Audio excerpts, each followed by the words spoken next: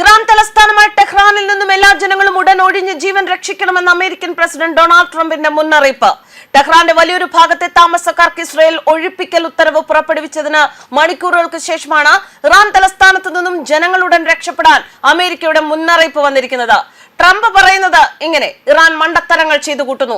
അവരെ എത്ര തവണ ഞാൻ നിർബന്ധിച്ചു കരാർ ഒപ്പിടാൻ, ഇറാൻ അതിന് തയ്യാറായില്ല. ഞാൻ ഒപ്പിടാൻ പറഞ്ഞ കരാറിൽ ഇറാൻ ഒപ്പിടേണ്ടതായിരുന്നു. എന്തൊരു നാണക്കേടും മനുഷ്യജീവിതം പാഴാക്കലുമാണ് ഇറാനിൽ ഇപ്പോൾ നടക്കുന്നത്. ഇറാൻ ഈ യുദ്ധത്തിൽ ഓരോ ദിവസവും തോൽക്കുകയേ ഉള്ളൂ, വിജയിക്കില്ല. ഇറാൻ ആണവായുധം വയ്ക്കാൻ കഴിയില്ല എന്ന് ലളിതമായി പറഞ്ഞാൽ ഞാൻ അത് വീണ്ടും വീണ്ടും പറഞ്ഞു. ഇറാനിലെ ജനങ്ങൾക്ക് മുന്നിൽ ഇനി ഒരേ ഒരു വഴിയേ ഉള്ളൂ: എല്ലാവരും ഉടൻ ടെഹ്റാനെ ഒഴിപ്പിക്കണമെന്ന് US പ്രസിഡന്റ് തന്റെ സോഷ്യൽ മീഡിയ പ്ലാറ്റ്ഫോമായ ട്രൂത്ത് സോഷ്യലിലെ ഒരു പോസ്റ്റിൽ പറഞ്ഞു. ടെഹ്റാനിൽ ഏകദേശം 9 ദശലക്ഷം ജനസംഖ്യയുണ്ട്. ട്രംപിന്റെ അഭിപ്രായങ്ങൾക്ക് മണിക്കൂറുകൾക്ക് മുൻപ് കഴിഞ്ഞ 20 മാസമായി ഗാസയിലെ പലസ്തീനികളെ ലക്ഷ്യം വെച്ചുള്ളതിന് സമാനമായ ആക്രമണമാണ് ഇസ്രായേൽ ടെഹ്റാനിൽ ഉദ്ദേശിക്കുന്നത്. ഗാസ പോലെ ടെഹ്റാനെ ആക്കുക, യുദ്ധാവശിഷ്ട കൂമ്പാരത്തിന്റെ നഗരമാക്കി മാറ്റുക, ഇതാണ് ഇസ്രായേൽ പദ്ധതി. ഗാസയിൽ നിന്നും ലഭിച്ച ട്രെയിനിങ്ങും അനുഭവവും ഇപ്പോൾ ഉപകാരമായി എന്നാണ് ടെഹ്റാനെതിരെ വല വിരിച്ച ഇസ്രായേൽ സൈന്യം വ്യക്തമാക്കുന്നത്. എക്സിലെ പോസ്റ്റ് ഇസ്രായേൽ പ്രതിരോധ സേനയുടെ അറബി വക്താവ് കേണൽ അവിജയ് അദ്രയുടെ അക്കൗണ്ടിൽ നിന്നുള്ളതാണ്. ഇതിനിടെ ടെഹ്റാനിൽ നിൽക്കാതെ സ്ഫോടനങ്ങളുടെ രാത്രിയായിരുന്നു. ടെഹ്റാനിലെ ഇമാം ഖൊമേനി ആശുപത്രിയിലേക്ക് പരിക്കേറ്റവരുടെ ഒഴുക്ക് സ്ഥിരമായിരുന്നു. ഞായറാഴ്ച വൈകുന്നേരം അത് ഒരു വെള്ളപ്പൊക്കമായി മാറി. ഇറാന്റെ തലസ്ഥാനത്ത് വീണ്ടും ഉണ്ടായ ഇസ്രായേലി ആക്രമണങ്ങൾ ആശുപത്രിയുടെ അടിയന്തര വിഭാഗത്തെ മുഴുവൻ നിറയ്ക്കുകയായിരുന്നു. ഡോക്ടർമാർ പറയുന്നത് അതൊരു രക്തച്ചൊരിച്ചിലായിരുന്നു എന്നാണ്.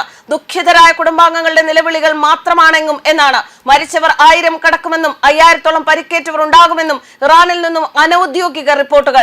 ജീവന് ഭീഷണിയായ പരിക്കുകളും ചെറിയ മുറിവുകളും മൃതദേഹങ്ങളും പോലുമുള്ള ഡസൻ കണക്കിന് ആളുകളെയാണ് ആശുപത്രിയിലേക്ക് കൊണ്ടുവന്നത്.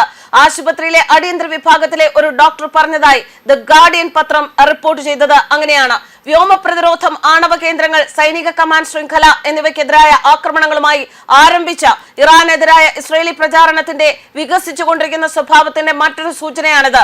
എന്നാൽ ഇറാന്റെ എണ്ണവാതക വ്യവസായത്തെയും തലസ്ഥാനത്തെയും കേന്ദ്രീകരിച്ചുള്ള ഒരു യുദ്ധത്തിലേക്ക് നീങ്ങിയതായി വളരെ വ്യക്തമാണ്.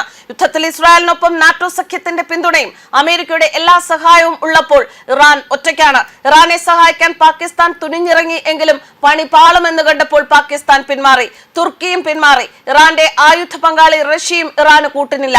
ആകെ പെട്ടു നിൽക്കുന്ന അവസ്ഥയാണ് ഇറാനും ഖൊമേനിക്കും ഇപ്പോൾ. ഇതിനിടെ ഇറാൻ ഭരണത്തെ തകർക്കുക എന്നതാണ് ഇസ്രായേൽ ലക്ഷ്യം. എന്നാൽ ഇറാനിയൻ ഭരണകൂടത്തെ അട്ടിമറിക്കാനുള്ള ശ്രമം ഒരു തന്ത്രപരമായ പിശകായിരിക്കുമെന്നും ഫ്രഞ്ച് പ്രസിഡന്റ് ഇമ്മാനുവൽ മാക്രോൺ പറയുന്നു. കണ്ടുമുട്ടാനും പരസ്പരം സംസാരിക്കാനുമുള്ള ഒരു ഓഫർ തീർച്ചയായും ഉണ്ട്. പ്രത്യേകിച്ച് ഒരു വെടിനിർത്തൽ നേടാനും തുടർന്ന് വിശാലമായ ചർച്ചകൾ ആരംഭിക്കാനുമുള്ള ഒരു ഓഫർ നൽകിയിട്ടുണ്ട് എന്നും ഫ്രഞ്ച് പ്രസിഡന്റ് വ്യക്തമാക്കുന്നു. ചർച്ചകൾ പുനരാരംഭിക്കേണ്ടതുണ്ട് എന്നും സിവിലിയന്മാരെ സംരക്ഷിക്കേണ്ടതുണ്ട് എന്നും ഇപ്പോൾ ഞാൻ വിശ്വസിക്കുന്നു.